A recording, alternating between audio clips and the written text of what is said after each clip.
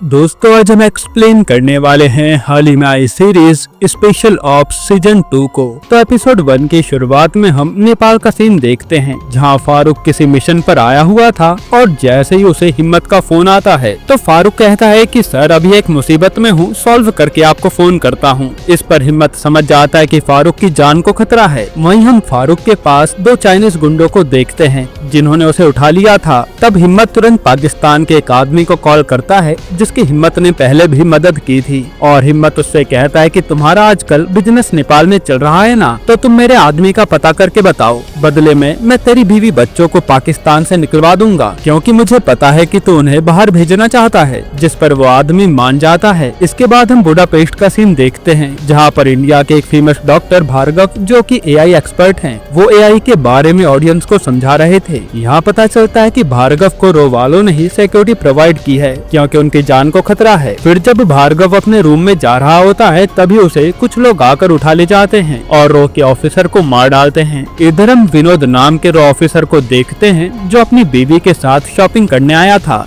और वो हर समय भार्गव की अपडेट ले रहा था क्योंकि भार्गव और विनोद साथ में काम कर चुके हैं। तभी यहाँ पर एक आदमी आकर पहले विनोद की बीवी को मार डालता है और जब विनोद उसका पीछा करता है तो वहाँ एक बॉडीगार्ड आकर उसे भी खत्म कर देता है। इधर ये दोनों कांड होने के बाद फोन आने शुरू हो जाते हैं और हिम्मत के घर वाले समझ जाते हैं कि जरूर कोई मुसीबत आ गई है। अब हिम्मत तुरंत ऑफिस पहुंचता है और वहां आधी रात में पीएम ने मीटिंग बैठाई थी जहां हेड पूछते हैं कि ये सब हुआ कैसे, लेकिन इन लोगों के पास कोई जवाब नहीं था। वहीं वीरेंद्र नाम का ऑफिसर कहता है कि हमने भार्गव को इंडिया से बाहर जाने के लिए मना किया था पर फिर भी वो नहीं माने। यहाँ पता चलता है कि भार्गव ने इंडिया के लिए कई सारी ऐसी टेक्नोलॉजी बनाई थी जिससे यहाँ कोई हैकिंग ना कर सके। खैर फिर बुडापेस्ट से एक ऑफिसर इन लोगों को एक फोटो भेजता है कि भार्गव सर की किडनैपिंग में इसी का हाथ है, जो देखकर हिम्मत तुरंत उसे सर्च पर लगवा देता है। फिर हिम्मत यहाँ कहता है कि जरूर विनोद के मर्डर और भार्गव की किडनैपिंग में लिंक है और वो लोग भार्गव को लेकर जरूर बॉर्डर क्रॉस कर रहे होंगे, इसलिए हमें उन्हें जल्दी पकड़ना है। तभी यहाँ पर मौजूद बनर्जी कहता है कि ऑपरेशन हिम्मत को लीड करने देते हैं, जिस पर सारे लोग मान जाते हैं। फिर हिम्मत तुरंत अब्बास को फोन करके विनोद के मर्डर की जाँच शुरू करने को कहता है। तभी हिम्मत पर पाकिस्तान से उसी आदमी का फोन आता है जो कहता है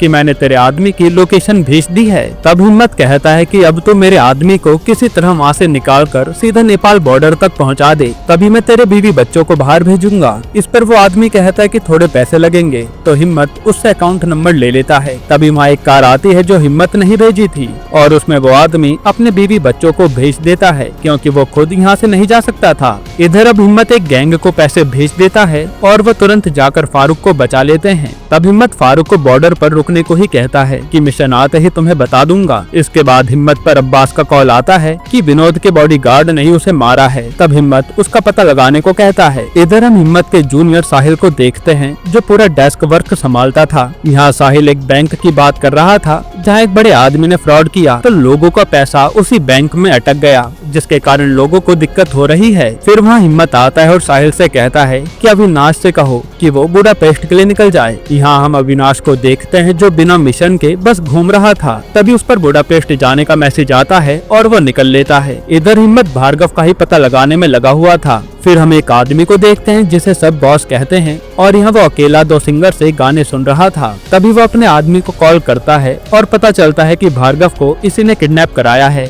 इसलिए वो उन्हें कहीं और जाने के लिए कहता है। फिर यहाँ ये दोनों सिंगर उससे कहते हैं कि हमें यहाँ पर आए 8 महीने हो गए हैं, अब तो हमें घर जाने दो। पर बॉस मना कर देता है कि यहाँ पर तुम मजे से रहो, अब कहीं नहीं जा पाओगे। अब ये बॉस है कौन वो आगे पता चलेगा। इसके बाद यहाँ हिम्मत साहिल से कहता है कि भार्गव का पता ऐसे नहीं चलने वाला, तुम डार्क वेब पर बोली लगाओ, जो हमें उस फोटो वाले आदमी के बारे में कुछ भी बताएगा उसे हम पैसे देंगे। जिस पर साहिल कहता है कि कम से कम $5 लाख की बोली लगानी पड़ेगी, जो सुनकर तो हिम्मत भी चौंक जाता है। फिर हिम्मत कहता है कि $2 लाख की बोली लगाओ फिर देखते हैं। अब साहिल भी डार्क वेब पर बोली लगा देता है और फिर एक आदमी उस किडनैपिंग में शामिल हुए गुंडे की फोटो देखकर साहिल को मैसेज करता है कि मैं उस आदमी के बारे में जानता हूँ, बस मुझे पैसा हवाले के जरिए चाहिए। जिस पर हिम्मत मान जाता है। इधर वही बॉस का आदमी जैक बताता है कि हमारे आदमी की फोटो डार्क वेब पर डालकर उसके बारे में पता किया जा रहा है। इसलिए उसने दोनों की चैट को ही हैक कर लिया है। फिर यहाँ हिम्मत तुरंत पैसों का इंतजाम करके एक आदमी सुलेमान को फोन करता है जो हवाला का पैसा घुमाता था, और वो उसे ये काम करने के लिए कहता है। तब सुलेमान उसे एक 10 के नोट की फटी हुई फोटो भेजता है जिसका सीरियल नंबर वो आदमी दिखाएगा तो उसे पैसे मिल जाएंगे। तब साहिल वो नंबर उस लड़के को भेज देता है, लेकिन बीच चैट में ही बॉस का आदमी जैक वो सीरियल नंबर बदलकर अपने पास रख लेता है। वहीं वो उस लड़के का बताया गया एड्रेस भी चैट में चेंज कर देता है। फिर यहाँ बुडापेस्ट में हिम्मत ने अविनाश को काम दिया था कि कोई हवाले का पैसा लेने आएगा तो वो उसे उठा लेगा ताकि वो उससे इंफॉर्मेशन निकलवा सके। फिर हिम्मत पर एक आदमी का कॉल आता है जो उसे जिग्नेश ढोलकिया के बारे में पता करने के लिए कहता है, और हम हिम्मत को देखकर समझ पाते हैं कि इस आदमी की हिम्मत काफी इज्जत करता है। तब पता करने पर मालूम पड़ता है कि ढोलकिया ने ही उस बैंक के साथ फ्रॉड किया था और लोन का पैसा नहीं चुकाया, जिसके कारण आज बैंक ने सारे अकाउंट होल्डर को पैसे देने से मना कर दिया है, और ढोलकिया ने मंत्रियों को पैसे खिलाकर अपने ऊपर कोई कार्रवाई होने ही नहीं दी। इधर अविनाश और उसके साथ ही वहाँ नजर रख रहे होते हैं तो उन्हें कोई नजर ही नहीं आता, और हम देख पाते हैं कि बॉस के आदमी ने उस नंबर को दिखाकर हवाले का पैसा ले लिया है। फिर हिम्मत को अविनाश फोन करके कहता है कि यहाँ तो कोई आया ही नहीं, जो जानकर हिम्मत हैरान था और वो समझ जाता है कि हमारी चैट किसी ने पढ़ ली थी। वहीं हवाले का पैसा ले जाने वाला आदमी वो पैसा ले जाकर उन्हीं किडनैपर को दे देता है, यानी बॉस इंडिया वालों के पैसों से ही भार्गव को अपने पास बुलाने वाला है। ये जानकर बॉस हंसने लगता है। फिर यहाँ हिम्मत गुस्से में उस डार्क वेब वाले का पता साहिल से निकलवाने को कहता है, जो सुनकर साहिल भी परेशान था कि ये मैं करूँगा कैसे। वहीं इधर ये गुंडे भार्गव को लेकर कहीं जा रहे होते हैं। यहीं पर एपिसोड 1 खत्म होता है। एपिसोड 2 की शुरुआत में हम सुब्रमण्यम नाम के आदमी को देखते हैं जिसकी बीवी की तबीयत बहुत खराब थी, इसलिए डॉक्टर ऑपरेशन करने की बात कर रहे थे, लेकिन उसमें काफी खर्चा आएगा। तब सुब्रमण्यम सीधा जाकर बैंक के मैनेजर से मिलता है और उनसे रिक्वेस्ट करता है कि उसे उसके अकाउंट से पैसे दे दिए जाएं। असल में ये वही बैंक है जिसमें ढोलकिया ने फ्रॉड किया है। तभी यह मैनेजर साफ मना कर देता है कि आप केवल 1000 रुपए से ज्यादा नहीं निकाल पाएंगे और मैं आपकी इसमें कोई मदद नहीं कर पाऊंगा, जो सुनकर गुस्से में सुब्रमण्यम चला जाता है। इधर हम एक लेडी को देखते हैं जो बॉस के पास आती है और रोने लगती है कि मुझे और मेरे बेटे को जाने दो, हमें कब तक कैद में रखोगे। लेकिन बॉस मना कर देता है कि तुम कहीं नहीं जा सकती। एक तरह से ये बॉस थोड़ा साइको लग रहा था। इधर अब्बास उस बॉडीगार्ड के घर का पता करके आता है तो वहाँ आदमी बताता है कि शायद वो लोग गाँव जा चुके हैं। वहीं हिम्मत विनोद के घर पर उसकी माँ से मिलने आता है और अपना गलत नाम बताता है। फिर वो विनोद की माँ से कहता है कि आपके बेटे की मौत को हम बर्बाद नहीं होने देंगे और उसका बदला जरूर लिया जाएगा, जिस पर उसकी माँ रोने लगती है। फिर यहाँ से निकलकर हिम्मत तुरंत अपने हेड को कॉल करता है और विनोद के सारे ऑपरेशन के बारे में पूछने लगता है, लेकिन हेड मना कर देता है कि ये सब पता करने में काफी टाइम लगेगा, जिस पर हिम्मत कहता है कि हम विनोद के सारे खर्चों का हिसाब ले लेते हैं, उसी से जल्दी पता चल जाएगा कि विनोद किस किस मिशन पर काम कर रहा था। तब हेड मान जाते हैं। इसके बाद हम चड्ढा और बनर्जी को देखते हैं जो ये बात कर रहे थे कि अब हिम्मत हमसे सवाल जवाब करेगा। असल में यही विनोद को खर्चा करने की परमिशन देते आए हैं, इसलिए अब हिम्मत ने इन्हीं को सवालों के लिए बुलाया था। फिर यहाँ हिम्मत को पता चलता है कि डार्क वेब पर बात करने वाला कोई पेड्रो था, इसलिए हिम्मत साहिल को उसका पता निकालने के लिए कहता है। साथ ही भार्गव का एक साथी था हरमिंदर, जो कि एथेंस में है, इसलिए उसकी जान को भी खतरा हो सकता है। इसलिए हिम्मत तुरंत फारूक को एथेंस जाने के लिए कहता है। इसके बाद हिम्मत बनर्जी और चड्ढा से आकर मिलता है और पूछता है कि विनोद ने कई सारे खर्चे किए हैं, इसलिए मुझे इन्हीं के जरिए ये जानना है कि विनोद कौन कौन से मिशन पर काम कर रहा था। जिसके बाद चड्ढा बताना शुरू करता है कि 2014 में पीएम ऑफिस पर एक साइबर अटैक हुआ था और पता करने पर मालूम पड़ा कि एक चाइनीज स्टूडेंट गुड़गांव से ऑपरेट कर रहा था, उसी ने ये अटैक किया था। तब विनोद ने उसका पता लगाया और उसे जाकर पकड़ लिया, जिसके बाद इस अटैक को रोक दिया गया। फिर जब उस लड़के से पूछताछ की गई तो उसमें से उसे अरुणाचल प्रदेश से ऑपरेट करने वाले जैंग का नाम मिला, जिसके बाद विनोद ने जैंग को ही पकड़ लिया और उसे चुपचाप एक सीक्रेट जगह पर लाकर पूछताछ करने लगा, पर जैंग ने अपना मुंह नहीं खोला। ये सब सुनकर हिम्मत कहता है कि जब चीन के आदमी को हमने पकड़ लिया था तो हमने इसका इंटरनेशनल मुद्दा क्यों नहीं बनाया कि हमारे देश में जासूस पकड़ा गया। इधर हम परी और सरोज को देखते हैं, जहां परी को अपनी मम्मी के कबर्ड में एक बॉक्स मिलता है, लेकिन यह बॉक्स देखते ही सरोज उसे डांट देती है कि मेरे सामान से दूर रहा करो, जो बात परी को अच्छी नहीं लगती। खैर फिर यहाँ चड्ढा हिम्मत को बताता है कि विनोद उस जैंग को टॉर्चर किए जा रहा था, पर उसने मुंह नहीं खोला। और फिर एक दिन विनोद के पास वीरेंद्र आया और उसने बताया कि ऊपर से ऑर्डर आए हैं, इसे छोड़ना होगा। क्योंकि हमने गलत आदमी को पकड़ लिया है। जो सुनकर विनोद तो मना करता है, लेकिन अपने बॉस के ऑर्डर को वो टाल नहीं सकता था, जिसके बाद जैंग को छोड़ दिया जाता है। फिर चड्ढा बताता है कि असल में जैंग को छुड़ाने के पीछे चाइनीज बिजनेसमैन का हाथ था, जिसने यहाँ के बिजनेसमैन से पार्टनरशिप कर रखी थी और उसी ने बिजनेसमैन के जरिए यहाँ के नेताओं पर प्रेशर बनाया कि जैंग को नहीं छोड़ा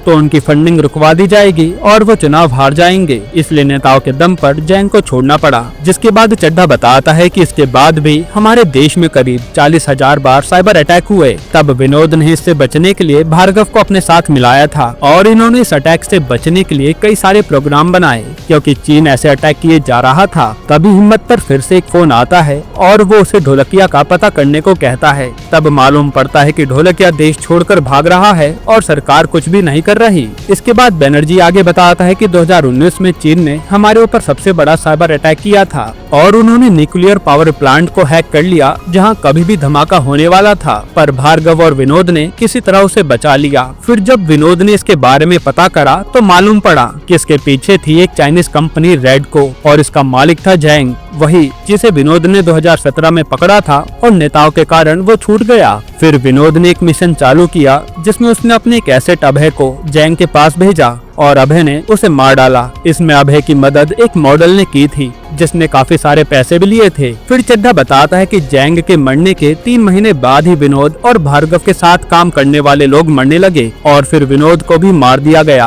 और इस भार्गव को वो लोग उठा ले गए। तब हिम्मत पूछता है कि उन चाइनीज लोगों को पता कैसे चला कि इसके पीछे इंडिया का हाथ है, जिस पर बनर्जी बताता है कि जिस मॉडल को अभय ने पैसे दिए थे वो एक दिन पकड़ी गई और उसी ने अभय के बारे में बताया, जिससे सबका पता चल गया। फिर हिम्मत पूछता है कि उन्होंने सबको मारा लेकिन भार्गव को क्यों नहीं मारा, तो बनर्जी बताता है कि भार्गव ने इंडिया के पीएमओ से लेकर इसरो तक के लिए प्रोग्राम बनाया था, तो वो लोग जरूर इन्हीं सब के बारे में भार्गव से इंफॉर्मेशन लेना चाहते होंगे ताकि पूरे भारत को खत्म किया जा सके। जो सुनकर हिम्मत भी हैरान था। फिर बनर्जी चड्ढा से कहता है कि एक दिन आप और विनोद बात भी तो कर रहे थे ना, वो कौन सी बात थी, हिम्मत को बताइए। तब चड्ढा बताता है कि विनोद का एक इन्फॉर्मर चीन में था जिसे चाइना आगे क्या करने वाला है सब कुछ पता था, लेकिन उसकी एक शर्त थी कि कुछ दिन में चीन पीएम इंडिया आने वाला है और उसके सामने इंडिया एगी और मुस्लिम्स के बारे में आवाज उठाए, लेकिन चड्ढा इसके लिए मना कर देता है। ये सुनकर हिम्मत कहता है कि आप लोग नहीं माने, इसलिए विनोद के इन्फॉर्मर ने चाइनीज प्लान नहीं बताया